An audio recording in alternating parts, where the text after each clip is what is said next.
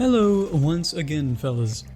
After the pod lands and the dust settles, it's unlikely you'll be met with any sort of warm welcome. The scout may not be the powerhouse fit for every situation, but player cards right and work with the equipment provided to you, and you very well may make the difference between success and failure. While the scout's arsenal isn't necessarily optimal for taking out groups of enemies, his expertise is more specialized. His high single target damage makes him the perfect pick for those who pride themselves in their target prioritization skills. Few dwarves have the same reliance on their grenades as the scout does. After all, his crowd control capabilities are easily the weakest in the game, and his grenades act to increase his effectiveness against crowds even if to a small degree. Whether it's the I.F.G, Cryo Grenade, or Pheromone Canister, the scout can leave a devastating impact on the battlefield, and no one should ever underestimate the power of any of his ordnance. Today we're giving some love to the scout and going over the utilities of his grenades and how his choice of grenade might impact his builds. So, without further ado, sit back, relax, almost stick the landing, and enjoy.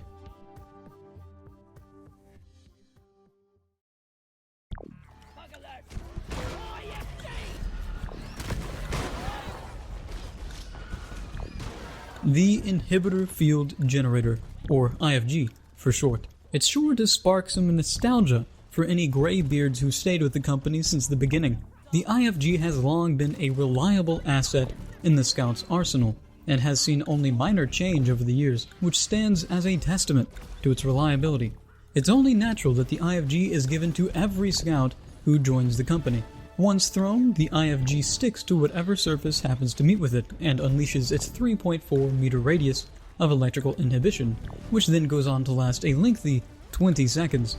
Now, this throwing behavior is a bit different than how it was in the past. Back before the grenade overhaul of Update 24, once thrown, the I.F.G would start a timer, and once that timer hit 0, the I.F.G would detonate. This had some tactical advantages of its own, such as having it detonate in mid-air to be more effective against a Mactera. Unfortunately, due to its necessity to stick to a surface, the extent of that tactical edge is more determined by whichever surfaces are closest to the Mactera instead of on the judgment and ability of the player. This spherical area of effect exclusively affects the bugs around it, meaning the friendly fire potential is null and void. You can't even kill yourself with it.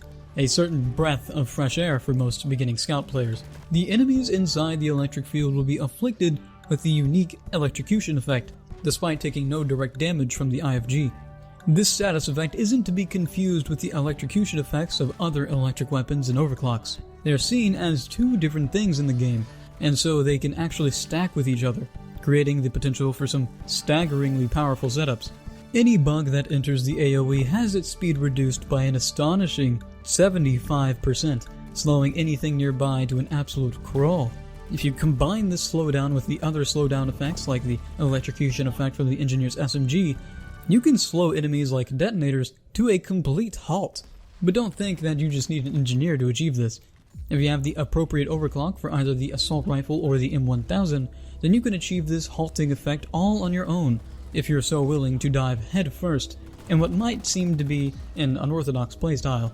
If you really want to go all out with a slowdown, then you can synergize the Scout's I.F.G with electrocution and poison from either the gunner via the toxic rounds on the revolver or the toxic payload overclock for the autocannon. Or you could use the driller's very own neurotoxin grenade. Then you could further synergize other slowdowns like that of the cryo cannon or with the sticky flame slowdown mod on the flamethrower. If you combine all of these effects, not even an enraged dreadnought could move an inch. If you do find yourself attempting to do a Hazard 5 elimination mission and you have a communicating team, then this setup may very well be considered the meta for that objective, although I hesitate to say that with much lingering enthusiasm. On top of that slowdown effect, the I.F.G weakens all affected enemies by 30%, meaning you deal an additional 30% damage to all afflicted enemies. This is already powerful on its own and is particularly useful against large enemies with sizable health pools. Throw this onto a detonator at the beginning of an encounter, and you'll take that detonator out 30% faster and with a 30% relief on your team's ammo pool, and exponentially so if you focus on the weak points. Now, the beautiful thing about the Scout's I.F.G is its ability to stack its effects, whether it be movement hindrances or stacking damage bonuses. But the damage bonus stacking is so absolutely disgusting that you can transform your Scout into a fast-paced DPS powerhouse, making even the Doom guy blush. Now, when trying to think about the best way to maximize damage output with the I.F.G, there are obvious choices that you may be inclined to immediately pick if your focus is set on damage output. Raw damage buff modifications will be tempting, considering that the higher the base damage, the more you get from the extra 30% damage, although depending on your playstyle, alternatives to the immediate damage can wind up working better for you. For example, on the modification chart for the assault rifle, there is a choice between a buff to raw damage or extra magazine capacity. Having that extra magazine capacity may be worth sacrificing that raw damage buff, and that it allows you more time to apply pressure to the enemy. It is especially worth the sacrifice if you can make up for that damage in other ways. The dual SMGs, for instance, have a modification on the 5th tier called Conductive Bullets, which increases damage output by 30% against enemies inside of an electric field. So pair that with the 30% damage increase against enemies inside the effective radius of the I.F.G, and you're adding an additional 30% damage bonus to the previously calculated 30% to enemies. Effectively, you're doing a little over 60% bonus damage. If you have your dual SMGs built for damage, then your damage per shot is 23.66. Keep in mind that's before the damage resistance modifiers applied to bugs, depending on the hazard and teammate quantity, and it's also not accounting for weak points. Weak point bonuses have a similar structure and can be added to this equation with ease. But these synergies just become more impressive once you enter the end game and unlock certain overclocks. Bullets of Mercy for the assault rifle adds an additional 33% damage boost against enemies afflicted by hindering status effects. Once an enemy is affected by the debuff of the I.F.G, all damage done is enhanced by both the base hindrances of the I.F.G and the overclock, allowing you to stack insane amounts of damage in a very short amount of time, especially if you're landing those weak point shots. But even if you don't find yourself landing those weak point shots as often as you'd like, there's yet another overclock that you could add to your arsenal with equally if not more devastating effects. The Cryo Mindless overclock for the dual SMGs allows you to freeze enemies. Once you take into consideration the fact that frozen enemies receive 3 times the normal damage from direct attacks, and that the damage can be stacked on top of the other damage boosts, like that of the I.F.G and Bullets of Mercy overclock, then you might start to imagine just how absolutely devastating this combo might be. I've been able to outgun gunners and drillers with this very setup, but it does encourage a very aggressive, fast-paced playstyle. In fact, this build may encourage the fastest possible way of play out of any class. Who would have thought that such a simple support grenade could open up so many possibilities?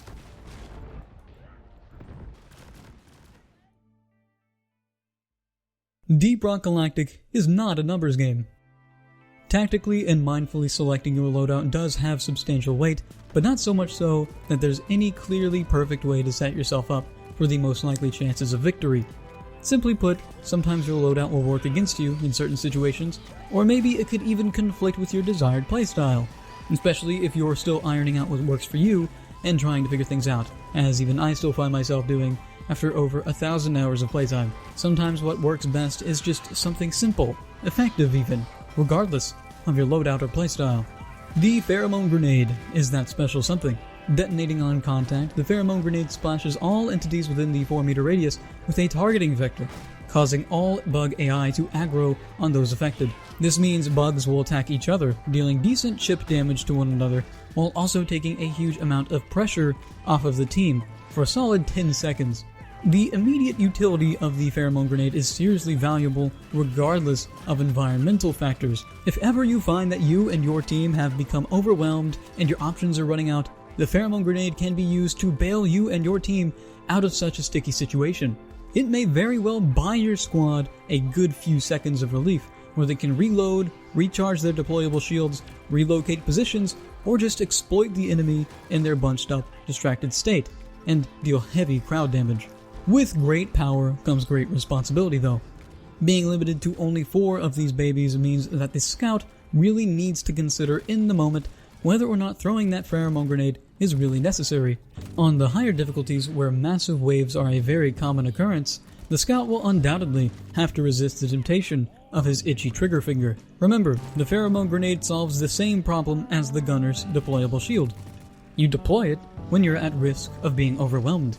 If you throw the Pheromone Grenade at the same time that the gunner throws his shield, which is very likely if you're both paying attention, then at least one of you has wasted a resource. Communication is obviously preferable, but I personally am the more quiet kind of player myself, so I, of all people, know that sometimes it's natural to not want to hop on comms and beg the gunner to drop his shield. Reading the gunner and paying attention to his actions when faced with what seems to be like overwhelming odds can really save you some resources.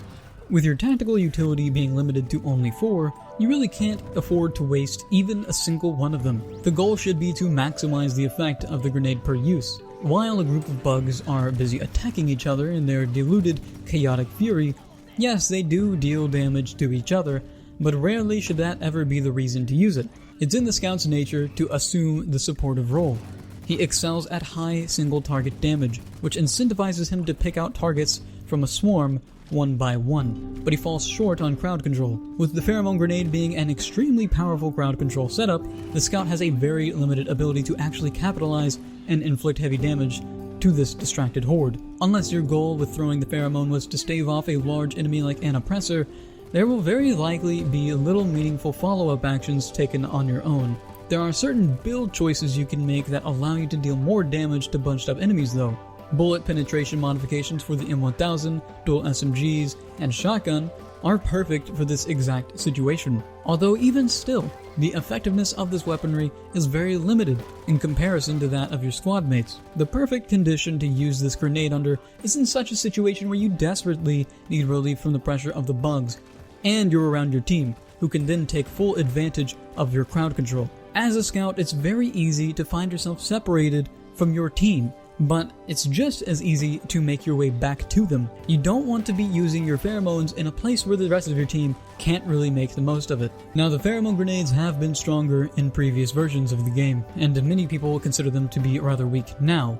While I agree that in comparison to the other two grenades, this one is a tad underwhelming, you still cannot deny that this grenade can easily save a mission multiple times over.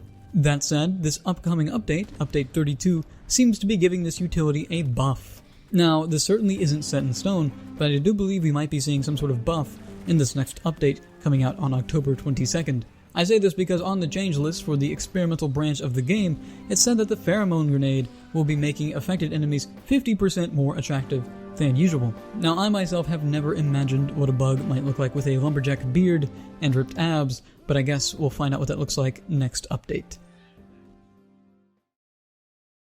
If there's anything that I've learned from the glacial strata, it's that I would much rather my enemies be frozen than myself. Not only are frozen enemies entirely immobile, but they are also subject to taking 3 times the normal direct damage. Once your enemy is frozen, their fate is left in Carl's ethereal hands. And we all know, Carl shows no mercy. The Cryo Grenade's ability to flash freeze everything within a 6-meter radius in a moment's notice is, frankly, very difficult to downplay, and simultaneously very difficult to oversell. This is a very powerful utility. In comparison to the I.F.G, its crowd control is far more immediate and oppressive, and the affected enemies are far more vulnerable. It makes sense that the Cryo Grenade is limited to only 4 units at maximum. The Cryo Grenade tends to be a really good setup for a far more aggressive, high single target damage playstyle, as well as allowing for solid or even superior crowd control. Let's take a moment to look at all of the afflictions applied to frozen enemies. They are immobile, they take far more direct damage, and their armor hitbox becomes just a normal hitbox for you to exploit. Enemies like Praetorians with lots of armor are prime targets to be frozen, as they only take 1 Cryo Grenade to freeze. If you can bunch up a few Praetorians and freeze them, you may be able to take out all 3, or at least do heavy damage, all by yourself. This armor-ignoring effect is also very effective against Wardens, who are often surrounded by buffed enemies. Not only can you freeze the Warden and its followers, but any enemies you do not freeze will no longer receive the buff from the Warden, as it has been completely forced into submission and is unable to do anything but wait to thaw out from its icy trap. The fight has been completely taken out of it, an effect you would not get with the I.F.G. or Pheromone Grenade. Even against menaces, the Cryo Grenade shines. It instantly ensnares the otherwise elusive target, halting its flurry of projectiles, and all otherwise armored spots, just to make it an easier target to shoot at. Like the other two grenades, the Cryo Grenade is as effective as the follow-up action taken. You have to justify the use of the Cryo Grenade, not only in the moment you throw it, but also in the moments preceding, as you have to finish off your targets while they're in this weakened state.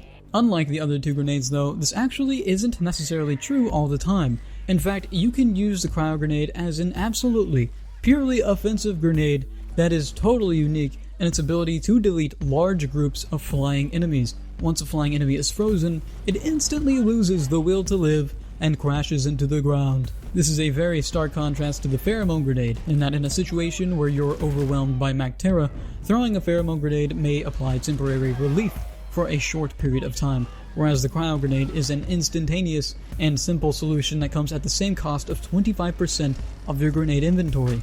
Don't forget, it's also not as though it's difficult to hit airborne targets with this grenade.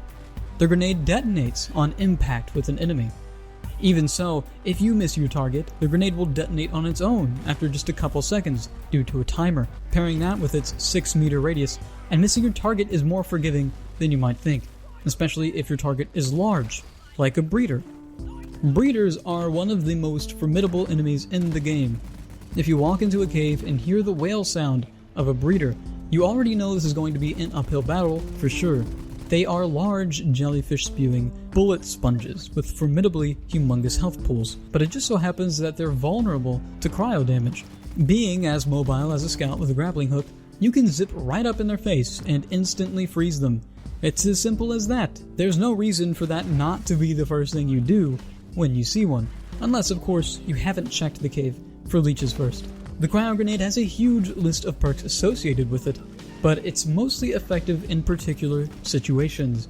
For instance, it's generally a bad idea to bring the Cryo Grenade into the glacial strata, where enemies are more resistant to its cryogenic effects. Not to mention, if you or your team accidentally find yourself in that area of effect, that added cryo affliction on your temperature gauge won't go down unless you find a sauna or some other heat source. Friendly fire is more of an issue in this biome.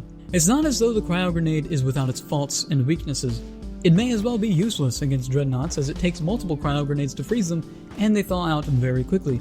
The same goes for detonators and oppressors, although if you can time your Cryo Grenade just right with those detonators, you can prevent the detonator from exploding, which can definitely save the team. Rock on! If you play the Cryo Grenade to its strengths, you may find it difficult to revert back to the other grenades. Once you freeze an enemy, it's then that dealing as much damage as you possibly can becomes the priority. You want to deal out as much damage as you can as quickly as possible, ideally to eliminate them before they thaw out. When making your build to accommodate the Cryo Grenade, it's important to do so with the knowledge that the weak points are nullified for frozen enemies, and so any bonuses toward weak point damage are essentially useless against frozen targets. The same goes for indirect damage, or area of effect damage. That damage sees no bonus from the frozen target. It will just be as though they are taking normal damage from area of effect weapons. This means that the blast wave modification for the shotgun sees no multiplier when used against frozen enemies. White phosphorus shells, though, can do a fine job against enemies if you're looking to take advantage of the temperature shock mechanic. And with blow-through rounds, you've got a pretty good crowd control option. I'd personally advise against using this against Praetorians though, as you want those heavy targets frozen for as long as possible so that you can finish them off while they're frozen. In fact, my favorite way to dispatch Praetorians is by focusing on raw damage, adding a little bit of chip damage with the improved blast wave, and running the double barrel overclock so that I can fire both shots at once, outputting an enormous amount of damage in under half a second. To take this to an even further extreme, I sometimes like to go all out with my damage-focused power attacks, toss 2 cryo grenades on an oppressor, fire my double barrel into its face, and then instantly power attack it. Because oppressors take 100% more damage from melee attacks, the oppressor is instantly deleted. This is a really good play if you're in a sticky situation, so it's always ideal to keep at least 2 cryo grenades on you at all times. Another good weapon you could use is the M1000. This is a weapon entirely focused on single target damage, so theoretically it should be pretty solid against the larger targets, although if you'd like to maintain your versatility, you really can't go wrong with using the assault rifle. As mentioned earlier, stacking the Bullets of Mercy overclock with the Cryo status effect can be really effective, doing substantially more damage than you would normally do.